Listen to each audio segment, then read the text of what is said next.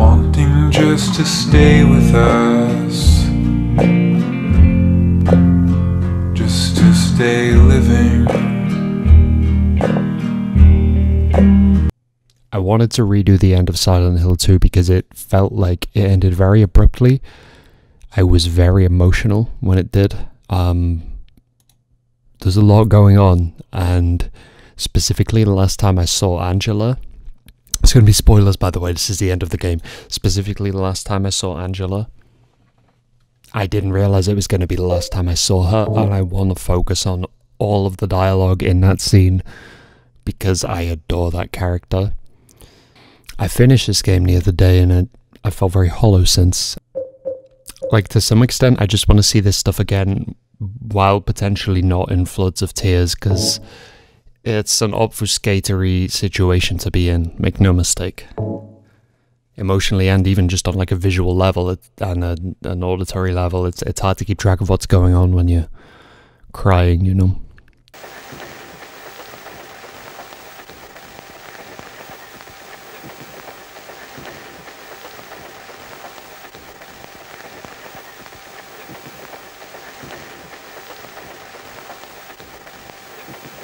So he does literally smother her to death, and I almost missed it when I played this. It's animation-wise, this is how he reacts when he kills Eddie, right?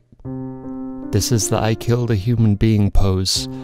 It's like when he watches Maria die in the lift, it's the same dejection, it's the same body language, like exactly, I think it's the same animation. Obviously he's sat in a chair here, but it's so consistent. Was she just getting sick when they went to Silent Hill? Like, I don't know if they went to Silent Hill because she was sick and they just wanted like a holiday, or if her coughing in that video is like when it began, you know?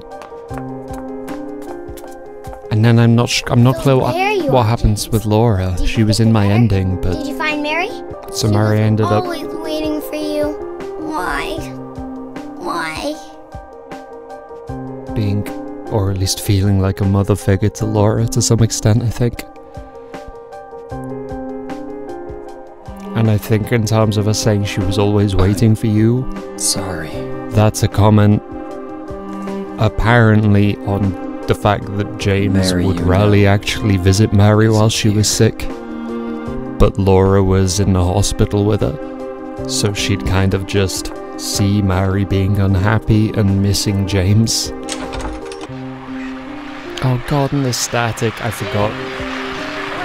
Still seem to have all my stuff. I could have sworn by the end of the game I lost one of my letters. I think I lost the letter from Mary and I don't know where it went. Part of me replaying this is just seeing if I like missed the moment where he puts it down or someone, I don't know. Oh, and this music is so perfect. I don't remember the order of how things happen in this even anymore, but I remember this music.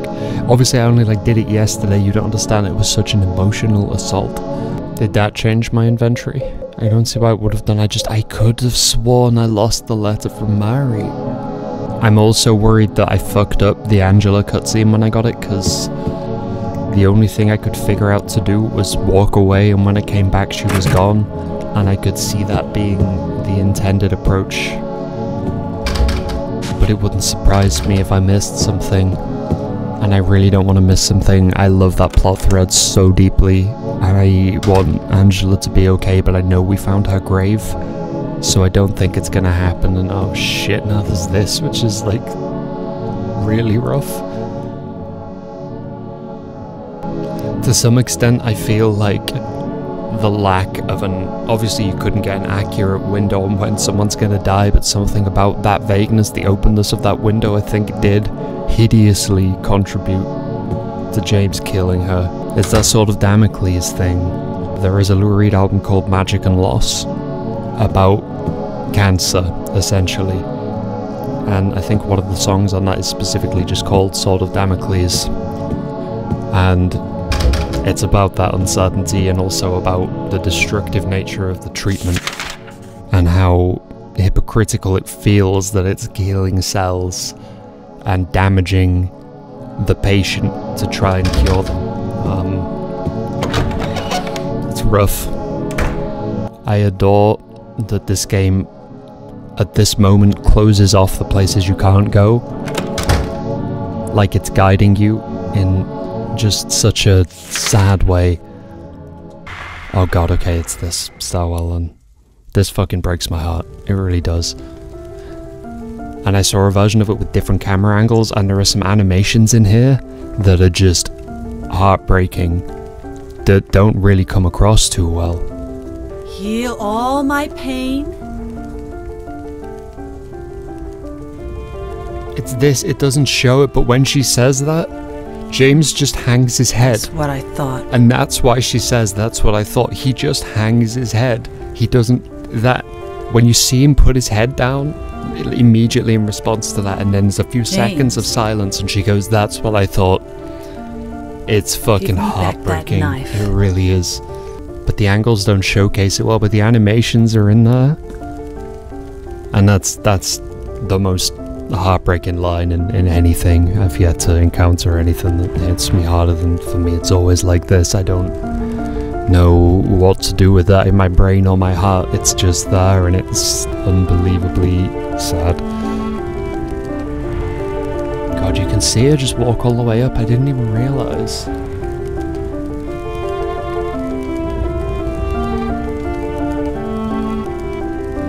So is there anything I can do here, or is it just...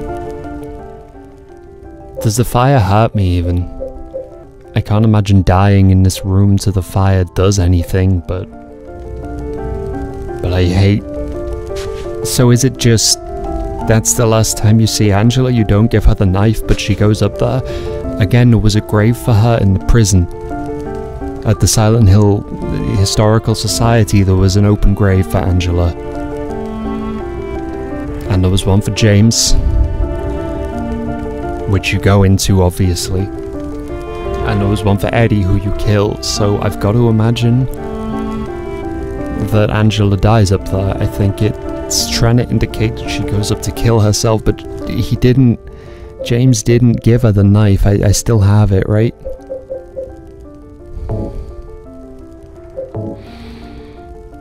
The knife she killed her dad with. And I think the reason she's here, because it doesn't make sense with the other stuff. It's like personal guilt, and the thing that really fucking hurts me about the Angela story is she only feels guilty because she's been so abused. She finally fought back and stuff, and she killed her abuser, and she feels guilty about it because of her mum, I think. It's only bits and pieces that I've seen and heard her say. But that's what the situation seems to be. However it happened, she's clearly been abused into a situation where she just feels like a monster, while also just constantly suffering. I don't know if there's a way to see Angela after this. I'm gonna have to look into it, but I don't have a way up here. And in terms of the way I finished the game, the only way I know how to finish the game, I don't think you see her again.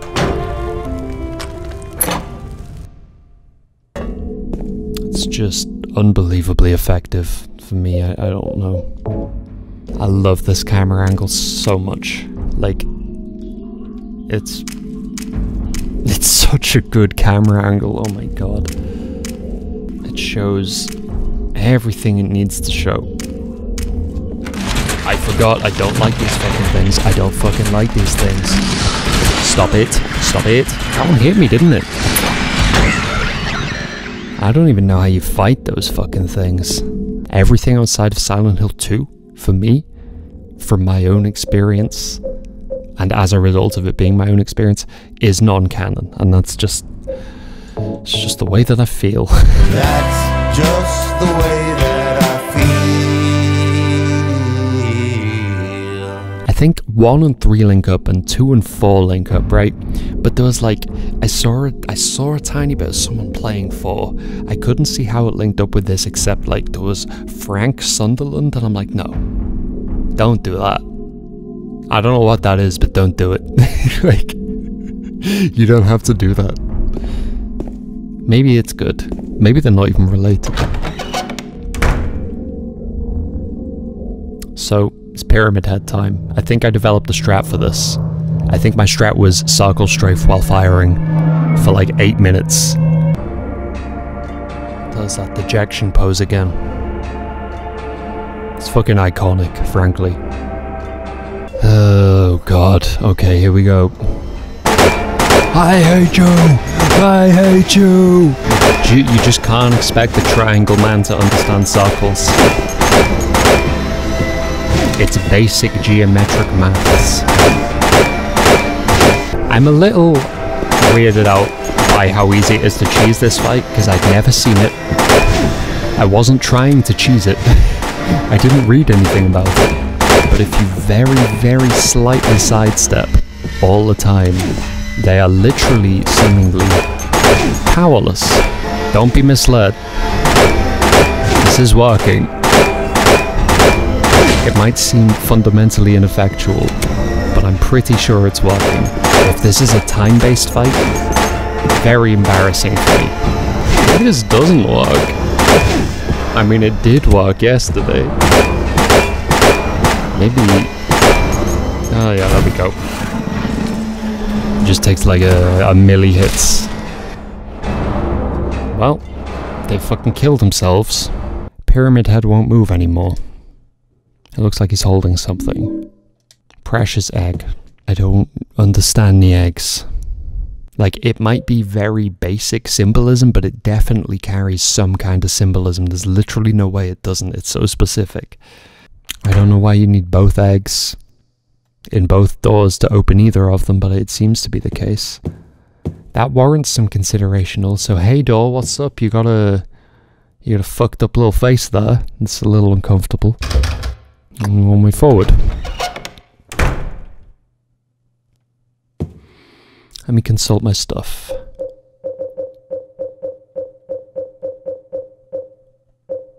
Yeah, it's gone. I fucking knew it.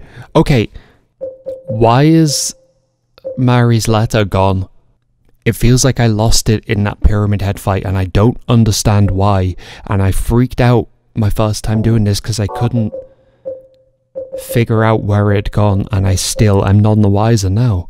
I feel validated to go back and redo it and notice again, like confirm, yes, it's gone, and I didn't get rid of it in any way I noticed. What do you want? Tell me I'm not going to die. Help me. I don't know if that's him kind of just imagining a bunch of things she said and his own confusion about it and how conflicted he felt and how conflicted the whole thing felt, or if that's directly something she said to him that he's remembering. I could try and do the fight with the great knife. I don't think it'd make a difference. I kind of want to redo this game and get different endings, but I don't know. I definitely don't think I have it in me to like go all the way and get the dog ending just for the sake of getting the dog ending. Especially because I think in an actual playthrough it's such an aggressive tonal juxtaposition that it might actually not be as enjoyable as it is out of context for me, because I fucking love that dog ending. But it's like, this game is so much heavier when you play it yourself than I ever realised it actually was, and the idea of playing through the game and everything being intact except for the ending, which is suddenly a dog, I feel like I don't know how well I'd enjoy it in that situation, even though God knows I hear that dog ending music in my sleep and it's the best part of being asleep. It's not actually true, I don't hear it in my sleep. I have recurring nightmares about my abuser and I can't do anything about them, and they're kind of destroying my already poor quality of life, but that's neither here nor there. The dog ending is great. I will hear no ill spoken of it. Ah, bats! Cobras! Get off me! Oh Lord, she coming. See, I tried to not do this. James. Yo, can you execute her with the Angela knife? Oh, come on, that would be so sick. Game, I mean, it wouldn't make emotional sense, but come on, game. Let me do it. Let's use everything. No one's ever wanted to live as much as James wants to live. out water. Here we go. This one's going to take a while, but I am going to use all 23 of these for no reason. My man's going to be bloated as shit. He's going to have morphine bursting out of his belly button. I love that the medical supplies are all like so directly medical in that way. They seem like medicine. Certainly the health drinks and the ampoules do. They feel thematically appropriate in just a sad way. What, I can't show her the photo of Mary and be like, "You're not married, that's the problem, Maria," and then step on it like he puts out all those other corpses like freaking cigarillos. Omni slash. Sorry, that was just your knees. That wasn't good enough. I'm so sorry, Maria. I've made it even worse. Okay, I'm gonna finish. I promise you. I will put you out of your I promise you. Let me line it up. There it is. That was awkward. Let's pretend that didn't happen. What I didn't realize but saw tonight is that Mary is apparently in James's car the whole time. In the back seat, which is supposedly a metaphor for something called forced suicide, which I haven't looked into. But it seems confirmed that, yeah, her body's meant to be in the backseat of the car he drives up in. And in one of the endings, he drives that into the lake and kills himself with her body. And in one of the endings, he goes crazy and takes it to a shrine to try and bring her back to life. And they are both absolutely horrifying, but I feel like the one where he drives into the lake fits best, I don't know. But it occurs to me as well, I was just thinking during that letter, and I was saying, like, I hate that Angela dies here. But in the prison, the riddle, you have to find the one of them that shouldn't have been executed. It's the 6 hanged men, right? And you have to find the one who's innocent, and that's the solution to the riddle. Because it's like they've been wrongly accused, or they did their crime for like a reason that on a moral axis kind of absolves them. And I think that's Angela. And it is unbelievably tragic, and she carries that guilt, and I think she kills herself, and she shouldn't have felt guilty, and she should have been able to live a life without that abuse. But she couldn't separate herself from the trauma and the damage that it did to her. Anyway, I mostly just wanted to do that again and make sure I hadn't missed any Angela scenes, and also figure out the situation with the letter from Mario. But I think if anything, it's a testament to how much I didn't want this game to end, that I even noticed that that letter was gone, because I was just obsessively trying to do everything I could with everything in my inventory to try and squeeze every last bit of information about the situation out. That speaks volumes about the game and how much I connected with it and how much I wanted to keep connecting with it. So I think it's a really unbelievable, unparalleled piece of work, certainly in its medium. I don't know. I think it's fucking incredible. I love this. I can't believe it took me so long to get around to actually playing it for myself and paying attention to the stuff it was doing, but I am so happy that I did, and I will be surprised if I play a game that comes close to making me feel what this has made me feel. But there you go, ending clear 1 of 4, saves 57. I mean, I already saw all this when I finished it. The embarrassing thing here is, yes, as you can see, the boat stage took me like 9 minutes. It was a trying time in all of our lives. It's not a good section, it is by far the worst part of the playthrough. It's me going, what the fuck? Surely there's like something it wants me to do, right? But what does it want me to do? We clearly hit max speed in the boat, so that's pretty tight. Defeated enemy by shooting. So does this mean I stepped on 123 enemies after I knocked them down, but I only shot 6 of them to death? These numbers just don't add up to me. I mean, they do add up. They add up to 129, but you know what I mean. And I presume that's items used, not items picked up, but actually that doesn't look that much higher than the stat that I got yesterday. Not that I remember it, but I don't think using all that stuff at the end of the game affected anything, which I wasn't expecting it to, but you know, why not? Yeah, there you go. That's Silent Hill 2. So this is the original version of Silent Hill. It doesn't come with the extra story thing. I should probably look into that. I don't know if I'll play it myself, but there's like a Maria side story, which I think starts right after she is like spawned by James's imagination.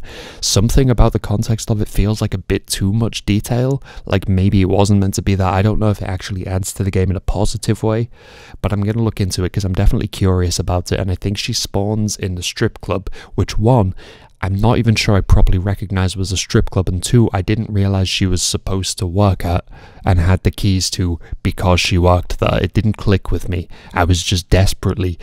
Okay, I was saying the boat part of my playthrough was bad. The bit with the strip club was also bad. I was so lost for so long. I was just wandering around the whole town like, please, I beg of you. I need to save the game. For like an hour straight. God, I took so much comfort in this game. I'm so sad it's done, and I don't really have a desire to move on to 1 or 3. I don't think the emotional content is there for me. I don't think it kind of works in the same way. I don't think it hits the same notes. Maybe I'll try, but I don't know. We'll see. Come on. Oh my god, the video it auto-plays from the menu shows bits off the videotape? Why the fuck would it do that? Peaceful. That doesn't feel like a good idea to me. This is fucking spoiler city, man. And I hate it because there's like extra bits of footage too. But it's mixed in with just total spoilers. Great video, but again, only in the context of having played it. Without having played it, that's kind of just huge spoilers. And also wouldn't make sense, but still spoils some of like the most pivotal stuff in the game. Which... for something that auto-plays, if you just don't press enough buttons on the menu, feels really bad. That feels like a fucking terrible decision, but you know, who am I to say maybe it was an intentional decision? Maybe it's great. I'm just glad I didn't actually watch that cinematic before I did the game. Because it tried to play a few times and I was like, nope. Glad to have redone it though.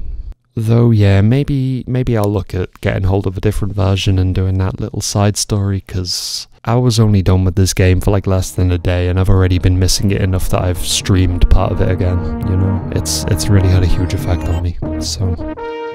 we'll see. I hope you're doing okay. Wherever you are, whenever you are, whatever's going on, look after yourself, okay? Shabba.